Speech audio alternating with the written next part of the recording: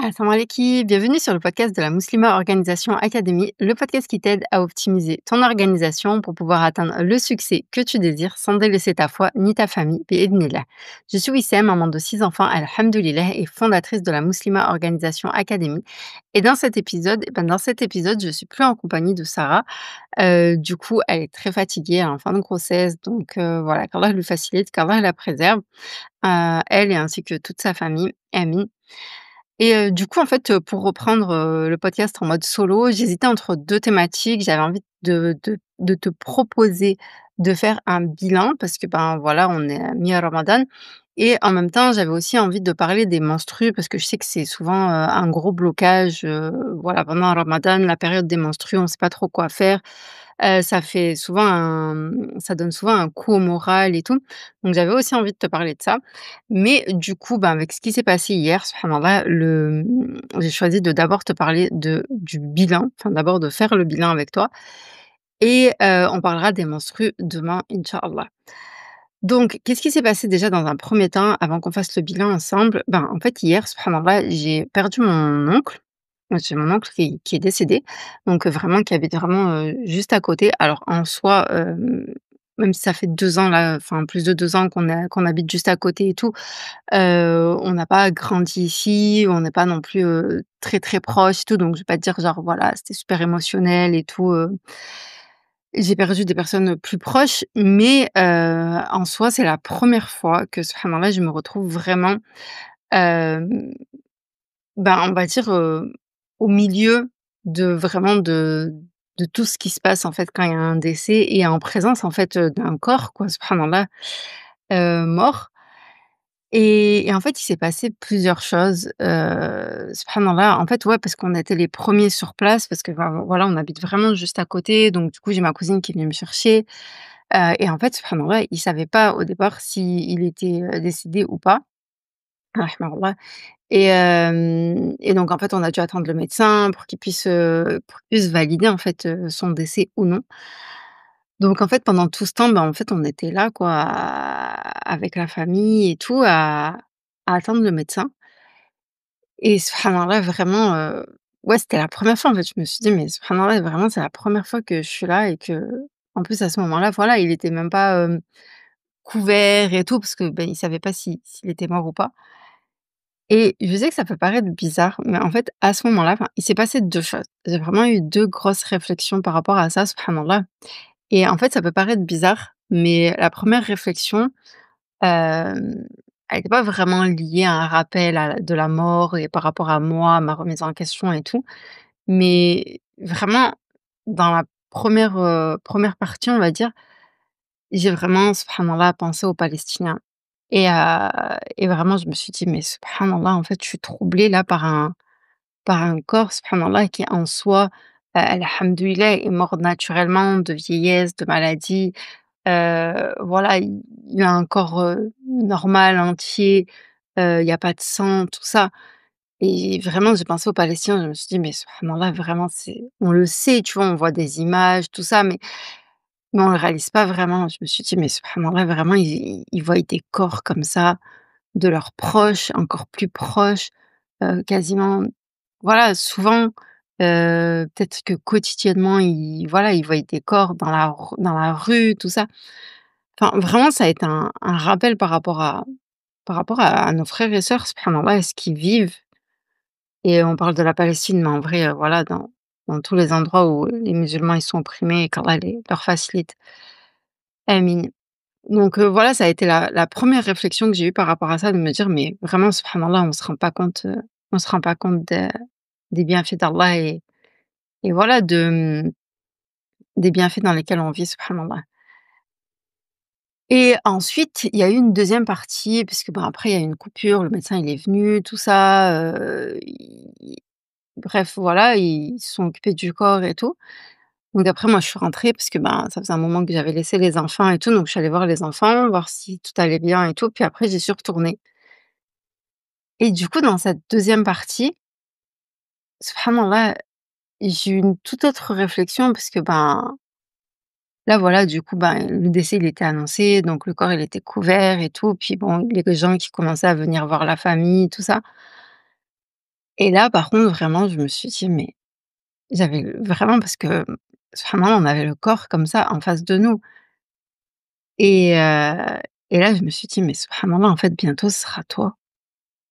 Je me suis dit: «Mais en fait, bientôt, ce sera toi qui seras allongé là, comme ça». Bon, peut-être pas comme ça et tout, mais voilà, je vraiment, c'était ça et quand je dis bientôt, c'est vraiment faut vraiment prendre conscience de la réalisation. Quand je dis de réalisation, c'est pas le fait que ça se produise, mais du fait de le réaliser, en fait, vraiment profondément, de ce que c'est bientôt, en fait. Parce qu'on le sait tous qu'on va tous mourir et que c'est bientôt, en fait, peu importe, que ce soit demain ou même dans 10 ans, dans 20 ans, dans 30 ans, vu le temps, comment il passe vite, subhanallah, en vrai, c'est bientôt aussi, quoi. Voilà, je sais pas quel âge tu as, mais nos 30 premières années de vie, subhanallah, voilà, on est toutes là à se dire: «Ouais, ça passera en un clin d'œil», subhanallah, on se rappelle de souvenirs de quand on était plus jeune et tout et de se dire: «Mais j'ai l'impression que c'était hier, quoi». Donc en fait, c'est vraiment cette réalisation du bientôt, de se dire: «Mais en fait, subhanallah, voilà, vraiment là, bientôt, ce sera moi qui sera allongée». Et ouais, pareil, ben, en fait, tu te dis: «Bah, alhamdoulilah de ce rappel-là pendant Ramadan, mi-Ramadan, de penser à tout ça et se dire: "Mais OK, du coup, qu'est-ce que je vais faire de tout ça et comment je vais l'utiliser pour que ce soit bénéfique pour moi, bi-idhnillah"» et donc du coup, je te partage ça, en espérant que ce sera bénéfique, pour toi aussi, bi-idhnillah. Donc du coup, voilà un petit peu le contexte de ce bilan. Alhamdoulilah, vraiment alhamdoulilah.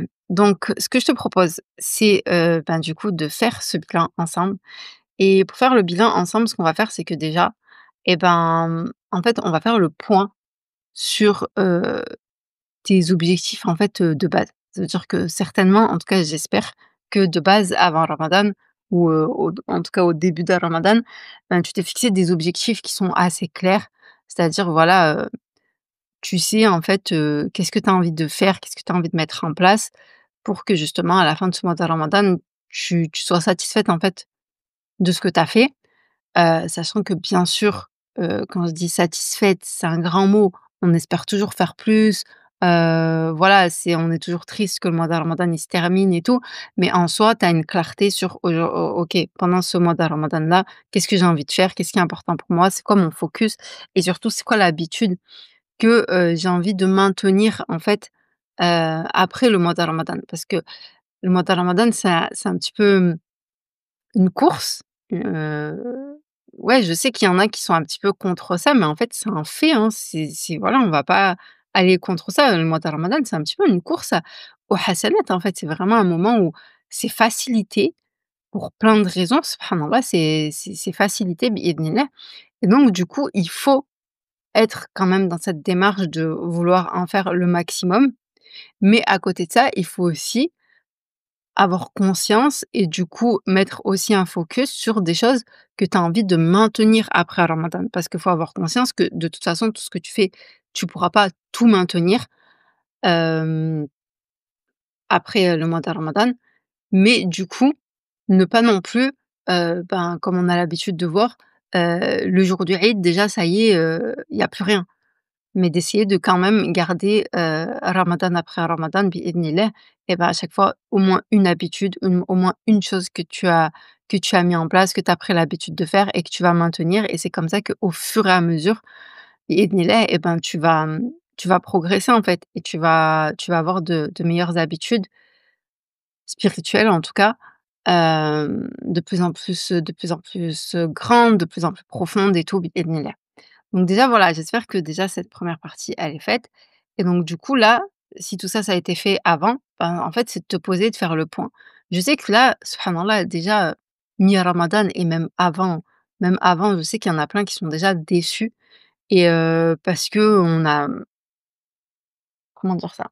On a beaucoup ouais, cette envie de tout faire parfaitement, de tout dès le départ, en fait, que ce soit exactement comme on imagine et souvent on est déçu et ça on le voit, de toute façon c'est pas que pendant le ramadan, hein, on a vraiment cette envie de nouveau départ, que ce soit le 1er janvier, le 1er septembre, le 1er du mois, le premier, enfin chaque lundi, début de semaine quoi et du coup, ben, chaque début de ramadan et souvent après quelques jours, ben, on est déçu parce qu'en fait, subhanallah, on se prépare pas.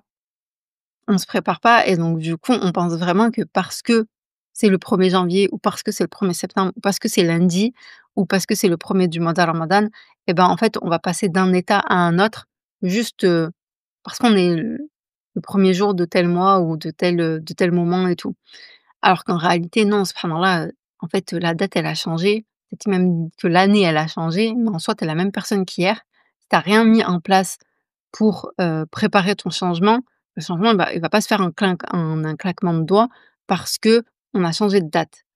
Donc déjà ça c'est la première chose, de prendre conscience de ça et donc du coup, d'arrêter d'être déçu en fait dès les premiers jours parce que ce sentiment de déception, du coup, il t'est pas bénéfique. Il peut être bénéfique si tu te dis: «OK, je vais changer et je vais arrêter d'avoir des attentes surréalistes de changement en un jour». Mais en général, c'est pas le cas. En général, ce sentiment de déception, il t'est pas bénéfique parce que ce sentiment de déception, il t'amène à quoi? À tout arrêter et à te dire: «Ben, en fait, j'ai encore raté».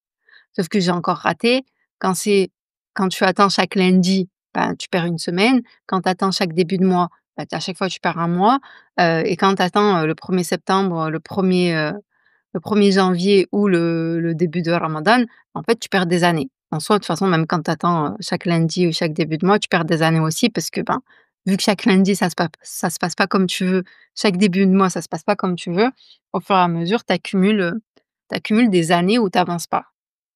Donc là, le but, surtout pour le mois de ramadan, c'est de se dire: «En fait, non, OK, ça s'est pas passé comme je voulais. Peut-être que là, le bilan de tes objectifs de base, il est pas bon, mais en fait, le but de ce bilan, c'est pas juste de se prendre une claque et de se dire, «Ouais, j'ai pas réussi et tout», mais c'est de se dire: «En fait, OK, il reste encore 15 jours». Il reste encore 15 jours, subhanallah, où je vais pouvoir œuvrer, où je vais pouvoir me rattraper. Et quand je dis me rattraper, attention, c'est pas, rattraper, sa lecture, rattraper, tout ce que tu voulais faire, mais c'est vraiment se rattraper dans le sens où de s'améliorer en fait, d'œuvrer. Et du coup, voilà, c'est vraiment pour avoir ce mindset, mais quand même savoir, bah, OK, se reconnecter à tes objectifs de base et donc analyser qu'est-ce qui a fonctionné, parce qu'il y a certainement peut-être des choses qui ont fonctionné. Qu'est-ce qui n'a pas marché? OK, pourquoi ça a pas marché? Tu vois, au lieu de juste se dire, «OK, ça a pas marché, je m'étais dit que j'allais faire ceci, cela, nin et de juste être déçu et de juste arrêter, se dire: «OK, pourquoi ça a pas marché?» Peut-être qu'en fin de compte, hem, j'avais fixé des temps, des moments où c'était pas du tout adapté. Parce qu'en fin de compte, je me suis rendu compte qu'à chaque fois, les enfants, ils me sollicitaient, et que voilà, ça fonctionne absolument pas. Et donc du coup, pendant cette deuxième partie de ramadan, d'essayer de changer en fait, d'adapter, de modifier les moments où tu t'es dit que tu allais lire le Coran, les moments où tu t'es dit que tu allais faire telle ou telle, chose. Hem Ensuite, voilà, c'est vraiment, voilà, analyse qu'est-ce qui a fonctionné, qu'est-ce qui a pas fonctionné, pourquoi ça a pas fonctionné et comment je peux, l'adapter, comment je peux l'améliorer. Quelle habitude sur ce qui a fonctionné? Ben, voilà, comment tu peux continuer à les maintenir? Est-ce que tu sens que c'est ancré ou est-ce que tu vois que c'est encore difficile et qu'il faut forcer? Qu'est-ce que tu peux faire pour faciliter et pour pas lâcher? Parce que, le bilan, il sert aussi à ça, il sert aussi à prendre conscience que Hem, la fatigue, elle va commencer à s'accumuler. On va rentrer dans les 10 derniers jours de ramadan bi-idhnillah et donc voilà, on a envie, hem, d'œuvrer plus, de prier plus et donc forcément, il y a la fatigue qui va avec et donc c'est important de voilà, de savoir les habitudes qui sont ancrées, les habitudes auxquelles tu dois faire attention et que tu dois bien, garder un œil dessus pour pouvoir les maintenir. Et de se poser la question de: «OK, parmi tout ce que j'ai pas réussi à maintenir ou tout ce que j'ai pas réussi, tout ce qui n'a pas fonctionné, tout ce que j'ai pas réussi à faire, bah, en fait, comment je peux mieux m'organiser? Où est-ce que j'ai eu du mal à m'organiser par rapport à ça? Et qu'est-ce que je dois maintenir? Est-ce que peut-être que j'avais mis trop de choses? Et donc du coup, est-ce que peut-être que je dois enlever des choses pour me focaliser sur les habitudes que je veux ancrer?» Mais en tout cas, voilà, vraiment, c'est important déjà de commencer par ça, de retourner à tes objectifs de base Parce que ça aussi, c'est important de comprendre que en fait, tes objectifs, c'est important de les écrire et je pense que ça, alhamdoulilah, la plupart des gens, on l'a tous, compris que c'est important d'écrire ses objectifs pour plusieurs raisons. Vraiment, le fait de l'écrire, déjà, ça t'amène de la clarté parce que des fois, tu as un objectif qui te semble être clair dans ta tête, mais en réalité, tu vois que quand tu essayes de l'écrire et je dis bien de l'écrire parce que des fois même pour l'expliquer, on a du mal, mais bon, quand tu expliques, tu peux tourner un petit peu autour du pot, faire à peu près comprendre où est-ce que tu vas en venir et tout.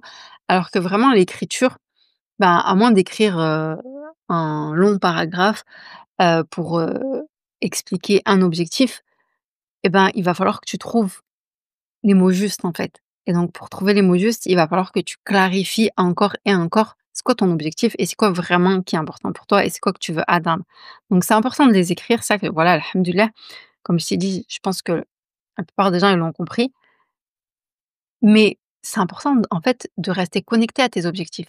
C'est pas tu l'écris une fois et ensuite, ben, il est dans un coin, dans ton bureau, dans ton agenda et tout et tu te rappelles même plus concrètement c'est quoi ton objectif et à la fin du mois de Ramadan, tu vas te dire: «Ah ouais, mais en fait, subhanallah, je m'étais dit que j'allais faire ça, que j'allais faire ça, que j'allais faire ça» et en fait, je suis passée complètement à côté de la plaque et là, je te parle de Ramadan, mais c'est la même chose pour toute ton année, en fait. En général, 1er janvier, tout le monde il est motivé, tout le monde il se fixe des objectifs, tout ça et le truc, c'est que le bilan de fin d'année, il est souvent, négatif. C'est pas juste parce que, tu as eu un manque d'organisation, juste parce que, voilà, ça s'est pas passé comme tu voulais, il y a eu des imprévus, tout ça et tout. Il y a une grosse partie de ce manque de réalisation et de cette déception qui est due au fait que en fait, tu es même pas connecté à tes objectifs. Tu ne t'en souviens même pas, en fait, tout au long de l'année et c'est juste quand tu vois la fin de l'année s'approcher que tu dis: «Ah oui, mais je m'étais dit que j'allais faire ça, je voulais changer telle chose, je voulais faire telle chose et tout» et là, ben, tu es prise, de panique, l'année elle est bientôt finie, tu as envie de faire plein de choses et tout. Tu t'épuises et au final, ben, voilà, c'est compliqué de changer encore une fois, en si peu laps de temps et d'atteindre tous ces objectifs en réalité en quelques semaines, alors qu'en fait, tu avais 1 an pour le faire et et que c'est juste parce qu'en fait, tu as oublié. Tu as oublié, tu vois? Ils sont là, ils sont dans un coin de ta tête et quand je dis: «Tu as oublié», c'est on n'oublie pas vraiment, bien sûr qu'on l'a dans un coin de notre tête, notre objectif et tout, mais on n'est pas connecté à cet objectif. On n'est pas tous les jours en train de se dire: «OK, c'est ça mon objectif et c'est ça que je veux atteindre» et donc du coup, de faire attention au fur et à mesure à notre comportement, à qu'est-ce qu'on fait, qu'est-ce qu'on met en place, parce qu'être connecté à tes objectifs, ça t'aide aussi, biidhnillah, à prendre les bonnes décisions, en fait, tout au long de ton année, de ton mois de ramadan et tout.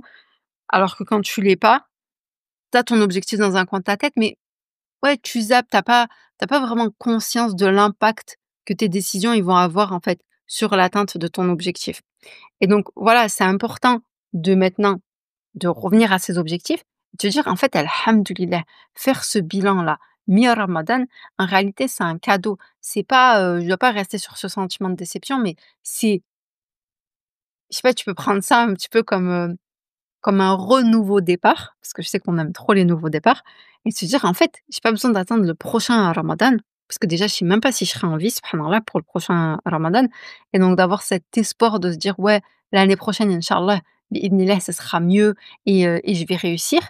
Mais te dire: «En fait, non, je vais pas laisser passer aucun jour» et tu vois, surtout pendant le mois de ramadan, de se dire: «Mais en fait, on a un cadeau, heu, inestimable» et de s d'a parce qu'on est déçu et parce que les premiers jours et cette première moitié ne s'est pas passée peut-être comme on le voulait et ben, de laisser tomber en fait, de baisser les bras et de se dire, «Bah, tant pis, c'est pas grave, l'année prochaine inch'Allah».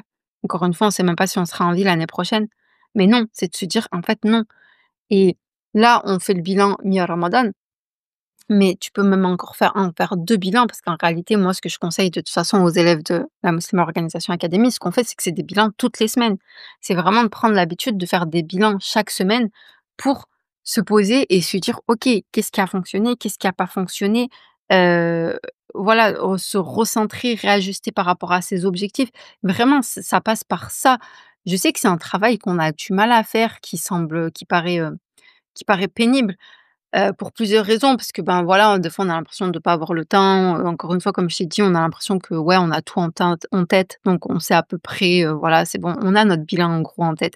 Mais en fait, pas du tout et en plus de ça, ben, le fait de se poser, de faire son bilan, ben, ça nous permet pas de faire, «l'autruche» entre guillemets, parce que, ben, du coup, ouais, quand tu fais pas ton bilan, tu te mets pas face, en fait, à vraiment à tes points de blocage et à tes, comment dire ça?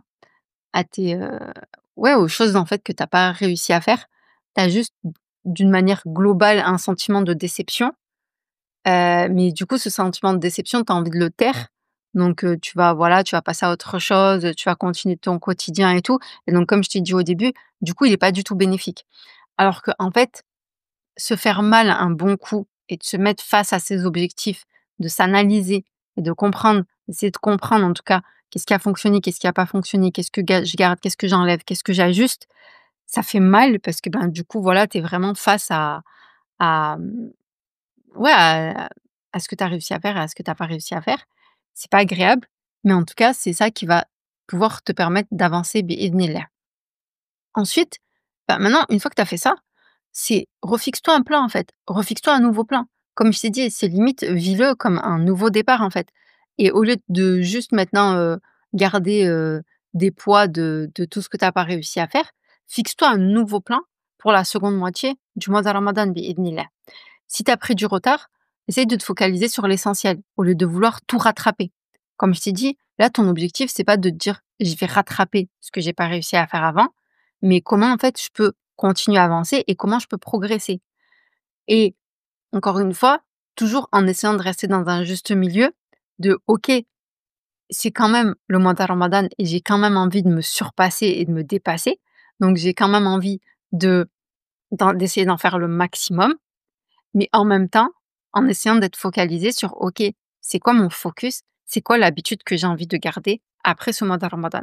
On reprend l'exemple du Coran, ton objectif là, c'est pas forcément de rattraper, la lecture que tu n'as pas faite avant, mais d'essayer de trouver, maintenant, bah, les moments, tu vois? Après 15 jours, ben, voilà, tu commences à avoir en fait un petit peu tes journées, comment elles se passent, tes soirées, comment elles se passent et tout, donc de pouvoir vraiment te poser et te dire: «OK, bon, bah, c'est à tel moment, tel moment, tel moment que je peux lire.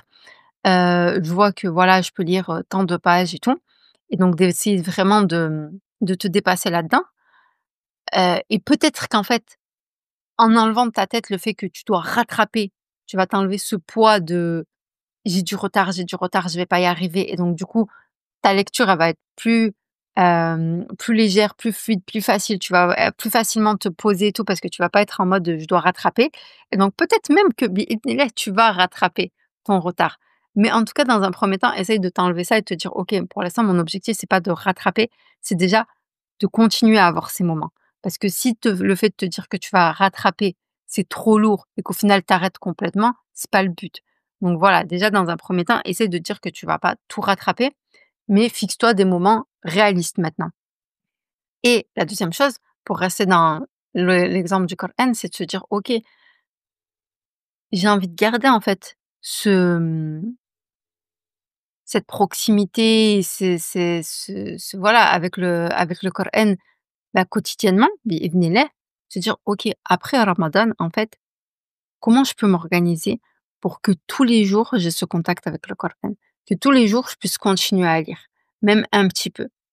Et pour que vraiment que ce soit pas le: «OK, je fais la course à la lecture pendant Ramadan», ce qui, je suis désolée, mais pour moi reste quand même une bonne chose parce que si on le fait pas là, quand est-ce qu'on va le faire? Le fait de vouloir se dépasser et tout. Donc moi, je comme je l'avais déjà dit subhanallah dans un épisode, je trouve qu'il y a 2 2 manières de penser, qui en soi donnent l'impression de s'opposer, alors qu'en fait pas du tout. C'est juste qu'en fait, il faut pouvoir allier les 2. Donc il y a cette course, il y a ce fait de se dépasser et de faire plus pendant le ramadan, mais il y a aussi le fait de: «OK, en quoi ça va comment ça va me servir et comment je peux, changer mon quotidien après ramadan aussi». Parce qu'en vrai, subhanallah, on pourrait vraiment organiser toute notre vie autour du mois de ramadan.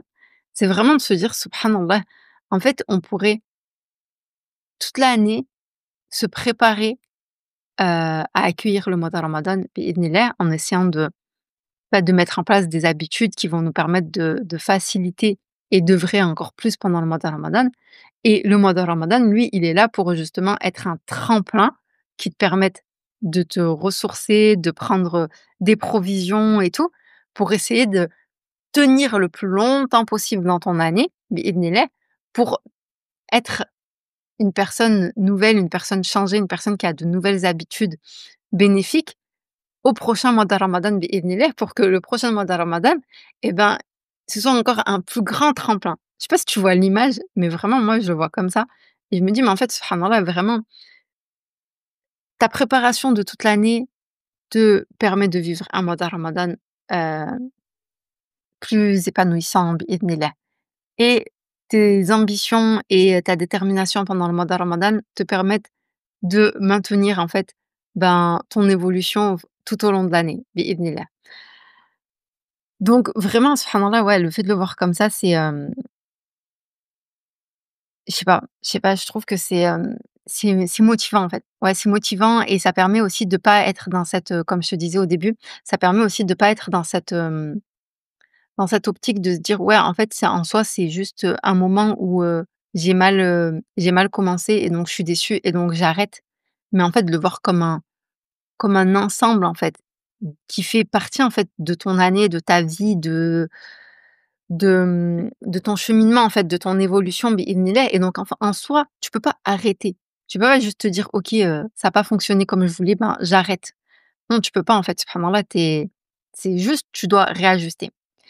Donc une fois que tu as fixé ton plan, et ben, pour la seconde moitié du mois de Ramadan, ce qui est important, ça va être de purifier ton intention et de raviver, en fait, ton intention, ce qui va permettre, en fait, ben, en soi, c'est relié en fait à au fait de te fixer un nouveau plan pour, la seconde moitié, bah, ça va te permettre de renouveler aussi ta motivation, tu vois? Le fait là d'avoir un nouveau plan, le fait de purifier ton intention, de raviver ton intention et tout, bah, en fait, tu as de nouveau une motivation de «nouveau départ» entre encore une fois entre guillemets, qui est en mode: «OK, je je vais y aller, je vais réussir bi-idhnillah, ouais, je vais tout déchirer bi-idhnillah et je vais y arriver, et peu importe comment ça s'est passé au début». Et c'est vraiment, je pense que c'est vraiment subhanallah, c'est ce mindset, c'est cet état d'esprit qui fait la différence entre les personnes qui évoluent et les personnes qui n'évoluent pas.